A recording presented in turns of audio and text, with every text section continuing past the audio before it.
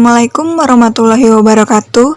Perkenalkan, kami dari kelompok 6 ingin mempresentasikan tugas besar 2 kami yang berjudul tentang lingkup manajemen operasional dan desain operasional produksi. Perkenalkan, nama saya Melinda dari kelompok 6. Perkenalkan, nama saya Rifki Aditya dari kelompok 6. Nama saya Sri Wahyuni Wulandari dari kelompok 6. Di sini saya akan menjelaskan tentang manajemen produksi.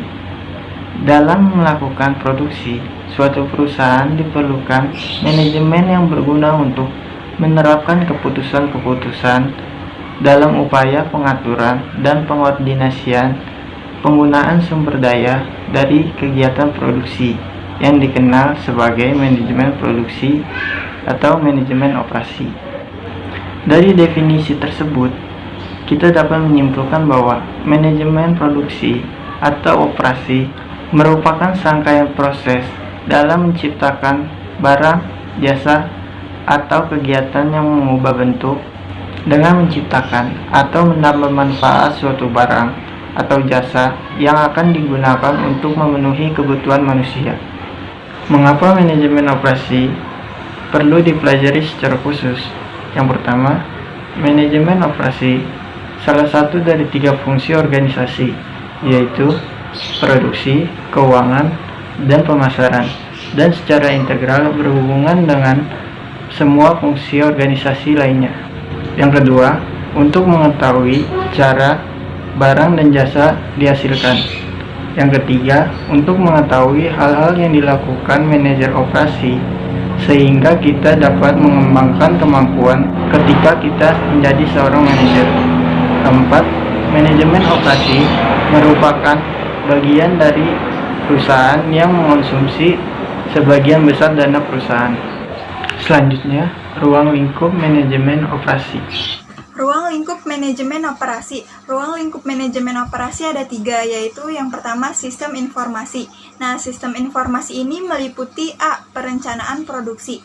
Perencanaan produksi meliputi penelitian tentang produk-produk yang disukai oleh para konsumen. B. Perencanaan lokasi dan tata letak. Perencanaan lokasi dan tata letak meliputi 1. Biaya tenaga kerja, 2. Biaya ruang kerja, 3. Intensif pajak, yang keempat sumber permintaan, yang kelima akses transportasi, dan yang keenam adalah ketersediaan tenaga kerja. Nah, adapun faktor-faktor yang mempengaruhi perencanaan dan tata letak diantaranya adalah 1. Karakteristik lokasi, 2. Proses produksi, ketiga jenis produksi, dan yang keempat adalah kapasitas produksi yang diinginkan. C. Perencanaan kapasitas, di mana perencanaan tersebut disesuaikan dengan masukan yang telah diproses, antara lain perencanaan lingkungan kerja dan perencanaan standar produksi. 2. Sistem pengendalian produksi. Adapun sistem pengendalian produksi meliputi A.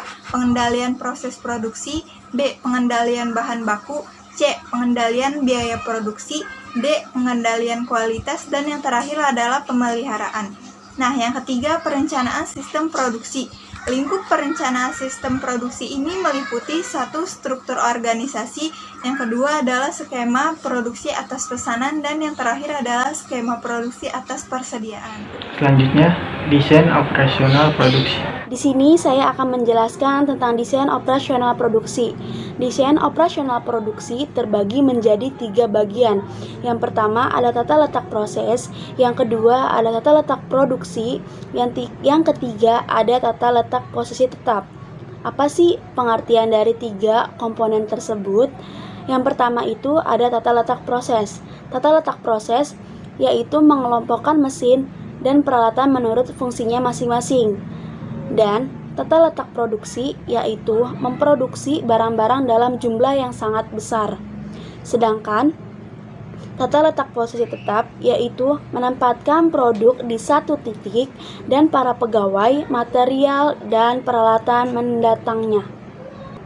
Setelah perencanaan produksi perusahaan, kemudian kita akan menerapkan rencana produksi yang terdiri dari memutuskan apakah akan membuat, memiliki, serta menyewa komponen.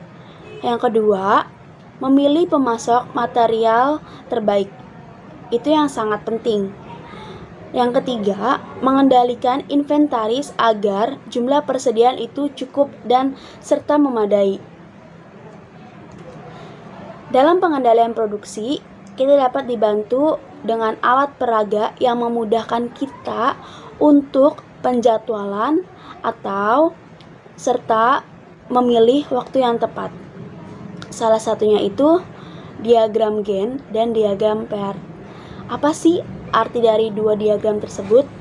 Nah, diagram Gantt adalah alat bantu visual yang berguna dalam pembebanan dan penjadwalan. Apa sih fungsi dari diagram Gantt? Yang pertama itu merencanakan semua kegiatan, perhitungan penyelesaian pemesanan, pencatatan perkiraan waktu kegiatan yang telah ditentukan, serta pengembangan keseluruhan jangka waktu yang sangat pendek. Yang kedua, apa sih diagram Peart? Diagram Peart atau dengan disebut juga Program Evaluation and Review Technique. Diagram Peart adalah suatu model jaringan yang mampu memetakan waktu penyelesaian kegiatan yang secara acak. Nah, di sini saya akan menjelaskan tentang perbedaan keduanya.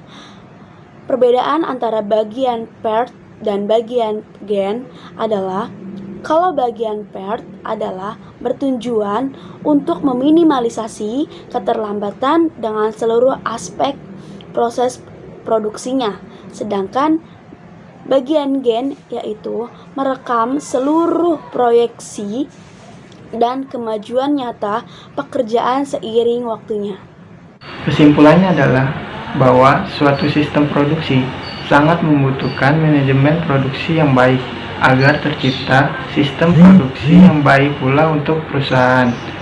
Tetapi tidak hanya itu, kita harus memperhatikan ruang lingkup dan kinerja perusahaan yang baik. Sekian, terima kasih.